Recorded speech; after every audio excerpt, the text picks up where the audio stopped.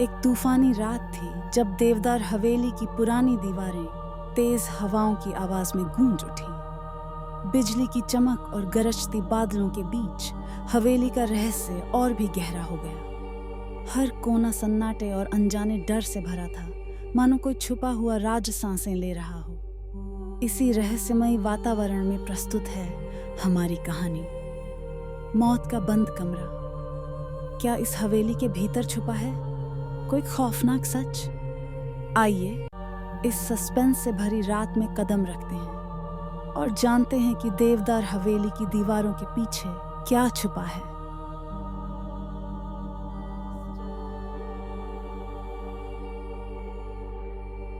सेठ हुक्मचंद की रहस्यमयी मृत्यु उनके बंद अध्ययन कक्ष में हुई थी, जिसने पूरे शहर को चौंका दिया।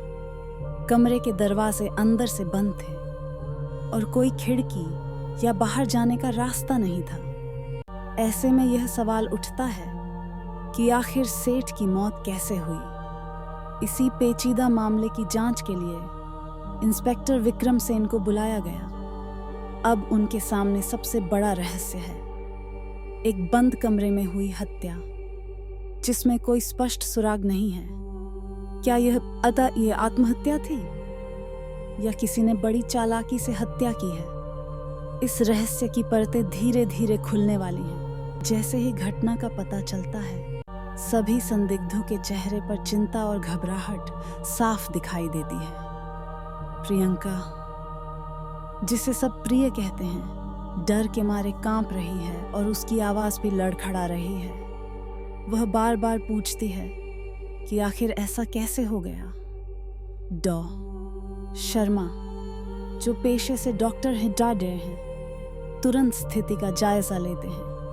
वे मृत व्यक्ति के लक्षणों को देखकर बताते हैं कि यह मामला साइनाइड जहर का लग रहा है। उनका विश्लेषण बाकी लोगों को और भी बेचैन कर देता है। सभी एक दूसरे को शक की निगाह से देखने लगते हैं और माहौल में तनाव स्पष्ट महसूस होता है। फ्लैशबैक दृश्यों के माध्यम से हमें हुक्मचंद की क्रूरता और रोहित के इरादों की झलक मिलती है। इन घटनाओं से स्पष्ट होता है कि दोनों के बीच संबंध काफी जटिल थे। हुक्मचंद के व्यवहार ने रोहित के मन में गहरी असंतुष्टि और आक्रोश पैदा किया। यह तनावपूर्ण माहौल हत्या के संभावित कारणों को उजागर करता है। रिश्तों में छिपी हुई भावनाएं और संघर्ष इस कहानी को और भी रहस्यमय बना देते हैं।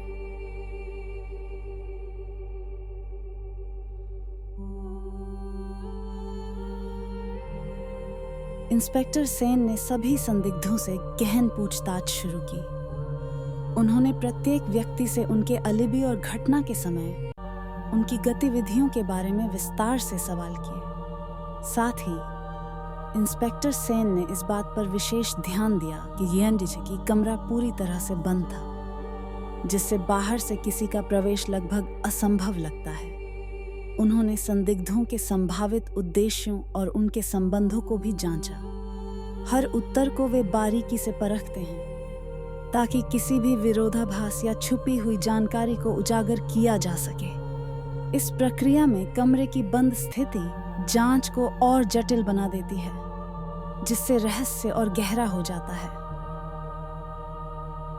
सेन को एशट्रे में एक जली हुई माचिस की तीली मिलती है, जो इस रहस्य में एक नया मोड़ जोड़ती है। वह समझता है कि इस तीली का प्रयोग साइनाइड की गंध को छुपाने के लिए किया गया था। यह छोटी सी चीज अब बंद कमरे की पहेली को और गहरा बना देती है।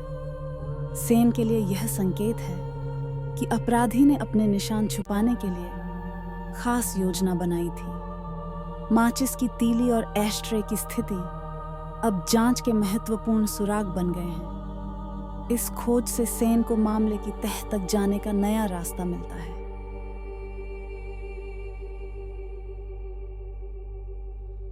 सेन एक पतली तार की मदद से कमरे को अंदर से बंद करने की विधि का प्रदर्शन करते हैं। वे दिखाते हैं कि किस तरह हत्यारे ने इस तकनीक का इस्तेमाल कर एक असंभव अपराध का भ्रम पैदा किया। तार को दरवाजे के लॉक में इस तरह डाला गया कि बाहर से देखने पर लगता था जैसे कमरा भीतर से बंद है।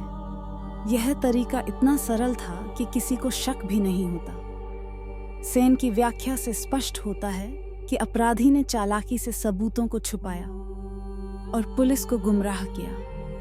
इस रहस्य उद्घाटन से मामले की गुत्थी सुलझने लगती है। सेन ने डॉ शर्मा पर आरोप लगाया, उनके घबराए हुए व्यवहार और उन सबूतों का उल्लेख किया जो सीधे उनकी ओर इशारा करते हैं। सेन का कहना है कि डॉ शर्मा की बेचैनी इस मामले में उनकी संलिप्तता को दर्शाती है। दूसरी ओर रोहित विरोध करता है और दावा करता है कि उसका खुद का मकसद था, जिससे मामले की जटिलता और बढ़ जाती है। यह बहस दोनों पक्षों के तर्कों को उजागर करती है, जहां एक ओर सबूत और व्यवहार को आधार बनाया गया है, वहीं दूसरी ओर व्यक्तिगत उद्देश्य को सामने रखा गया है। इस टकराव से जांच की दिशा और भी पेचीदा हो जाती है। सेन अब असली सुराग की ओर ध्यान केंद्रित करते हैं, जो है खांसी की दवा की एक बोतल। वे इसे श्रीमती देवी की गवाही और डॉयड सेठ शर्मा के व्यवहार से जोड़ते हैं। इस संबंध से एक गहरा उद्देश्य सामने आता है, जिससे मामले की जटिलता और बढ़ जाती है। सेन समझाते हैं कि यह दवा सिर्फ एक साधारण वस्तु नहीं, बल्कि पूरे रहस्य की कुंजी है।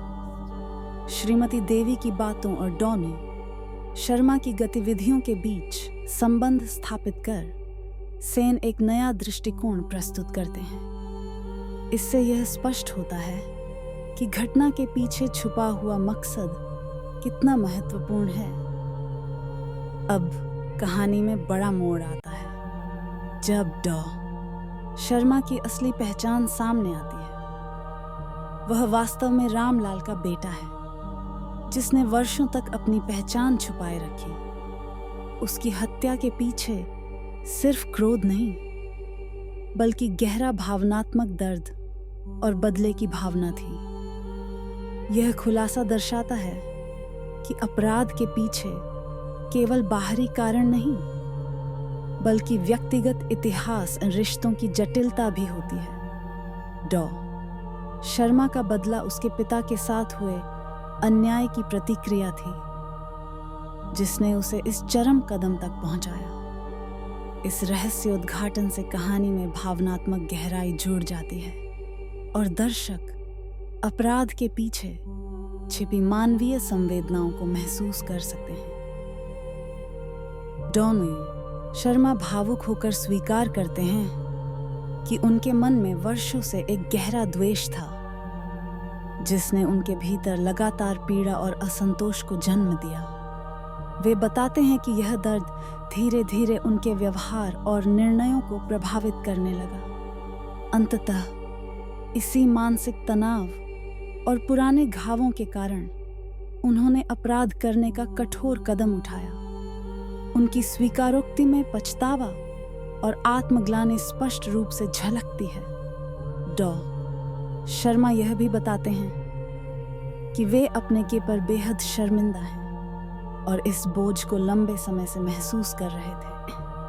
उनकी भावनात्मक प्रतिक्रिया दर्शाती है कि कभी-कभी व्यक्तिगत पीड़ा इंसान को गलत रास्ते पर ले जा सकती है। जांच के इस अंतिम क्षण में इंस्पेक्टर सेन गहराई से सोचते हैं कि हर अपराध के पीछे कोई न कोई कारण छिपा होता है।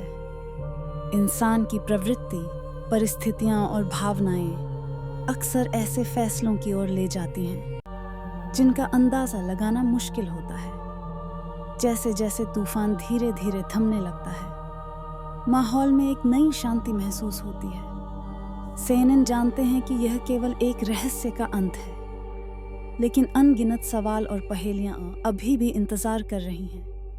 वे दर्शकों को आमंत्रित करते हैं कि भविष्य में जब भी कोई गुत्थी सामने आए, वे साथ मिलकर उसे सुलझाएं। जीवन की जटिलताओं को समझना ही असली चुनौती है और हर समाधान एक नई शुरुआत का संकेत देता है।